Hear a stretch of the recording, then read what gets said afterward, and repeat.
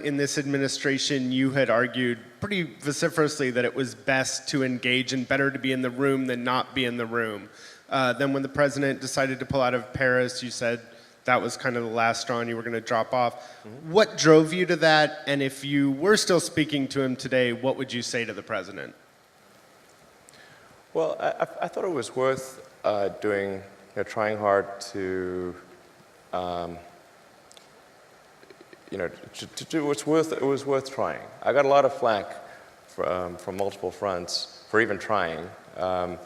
When some guy ran at billboards and attacking me and full-page ads in the New York Times and whatnot, just for being on the panel, and in every meeting I was just trying to make the arguments in favor of sustainability and sometimes other issues we need to make sure that our immigration laws are not unkind or unreasonable, did my best, and I think in a few cases I did actually make some progress, which gave me some encouragement to continue. But then I just really think that the Paris Accord, man, if I stayed on the councils, then I'd be essentially saying that wasn't important, but it was super important, because I think a country needs to keep its word, and it's not even a binding agreement. So we could always slow it down. The argument that there would be job losses, well, we could see if there are job losses before we exit the agreement. And maybe there won't be job losses, maybe there'll be job gains. But yeah, there's just no way I could stay on after that. So, did my best. All right. Yeah. This election, you are from... Oh, no. No. Yes. How does that strike you, what's happening now? You've come to this country, you're a naturalized citizen? I think I'm glad that the framers of the Constitution saw fit to ensure that the president was someone who was captain of a large ship with a small rudder. Okay. And? There's a limit to how much harm any given president. Are you sure about that? Oh, yeah. Yeah.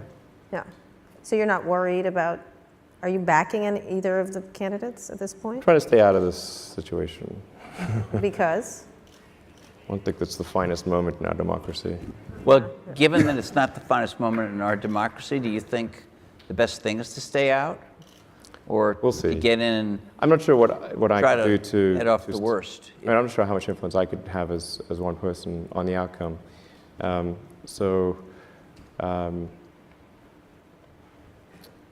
If I think I could make a difference, I would probably do something.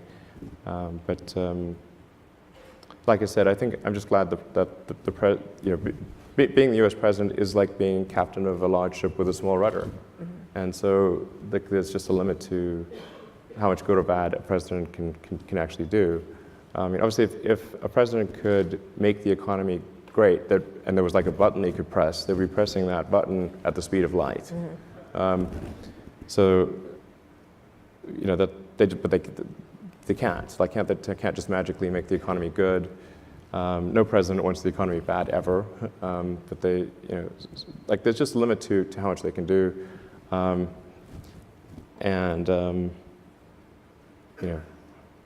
guess there is the nuclear thing, which is... Yeah, the nuclear thing. I guess there is the nuclear thing. Yeah, but I don't know. I don't think we would just arbitrarily launch nuclear missils. Yeah. One would hope. The president can do that. I don't think so. President's the commander-in-chief. I think that... He's the commander-in-chief. Yeah, no, but I still don't think that means you can just launch nuclear missiles whenever you want. Yeah. I think Congress would be quite upset about that, and... they might not be consulted. Yeah, but I think the military would be yeah, we really think Congress should be consulted on it before you launch a... Yeah. That might happen. Preemptive nuclear strike. Are you willing... you're basing your faith in that, though? I'm quite confident that the military would not just, randomly agree to launching nuclear missiles at somebody. Well, that's calming. This is we're going to put up just very quickly.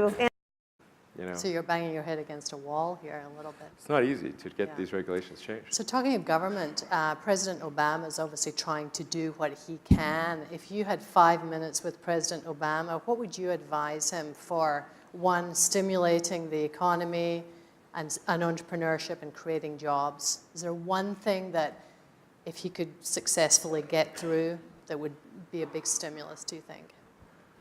Well, I think actually, I think the reality of being president is that you're actually like the captain of a very huge ship and have a small rudder. Because obviously, if there was a button that a president could push that said economic prosperity, you'd be like, they're hitting that button real fast. Full steam ahead, You yeah. could measure the speed of light by how fast they press that button, because that's called like the re-election button. So I'm not sure how much a president can really do, but I think I'm generally a fan of like minimal government interference in the economy. Like the government should be kind of like the referee, but not the player. And there shouldn't be too many referees. Right. There is an exception, which is when there's an unpriced externality, such as the CO2 capacity of the oceans and atmosphere. So when you have an unpriced externality, then the normal market mechanisms do not work, and then it's government's role to intervene in a way that's sensible. And the best way to intervene is to assign a proper price to whatever the common good is that's being consumed. And then So you're saying there should be a tax on gas? there should be a tax on carbon. You know, Right. if the bad thing is carbon accumulation in the atmosphere, then there needs to be a tax on that. And then we can, that will, and then you can get rid of all subsidies and everything else. And it seems like logical that you should tax things that are most likely to be bad rather than, you know, like that's why we tax cigarettes and alcohol. Because those are probably bad for you. Certainly cigarettes are.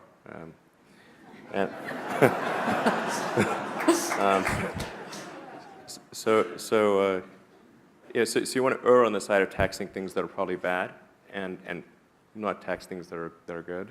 And so I think, given that there is a need to gather tax for to pay for the federal government, we should shift the tax burden to bad things, and then adjust that tax of that bad thing according to whatever is going to result in the behavior that we think is beneficial for the future.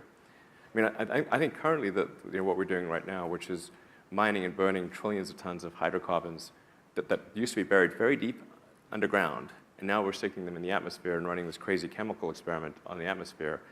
And then you've got the oil and gas companies, which have ungodly amounts of money. And you can't expect them to just roll over and die.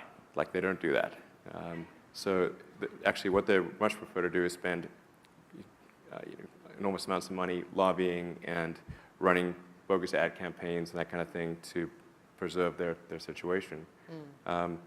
It's a lot like tobacco companies in the old days. I mean, they used to run these ads with doctors, like a guy with a doctor, pretending he's a doctor, essentially implying that smoking is good for you, Right. and like having pregnant mothers on ads smoking. Do you have a message for the climate change skeptics and the big oil people? Well, as far as climate change skeptic, I believe in the scientific method, and one should have a healthy skepticism of things in general. And if you approach things from a scientific standpoint, you always look at things probabilistically, not definitively. And so I think a lot of times, if somebody's a skeptic in the science community, what they're really saying is that they're not sure that it's 100% certain that this is the case. But that's not the point. The point is to look at it from the other side. See, what do you think the percentage chance is of this being catastrophic for some meaningful percentage of the Earth's population? Is it greater than 1%? Is it even 1%? If it is even 1%, why are we running this experiment? Right, Because you called it a Russian roulette. We're playing Russian roulette with the atmosphere. we're playing Russian roulette, and as each year goes by, we're loading more rounds in the chamber.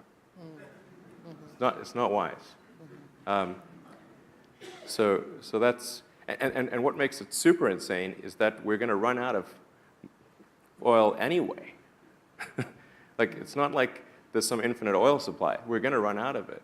So we know we have to get to a sustainable means of transportation no matter what. So why even run the experiment? Right, It's the world's dumbest experiment. right, yeah.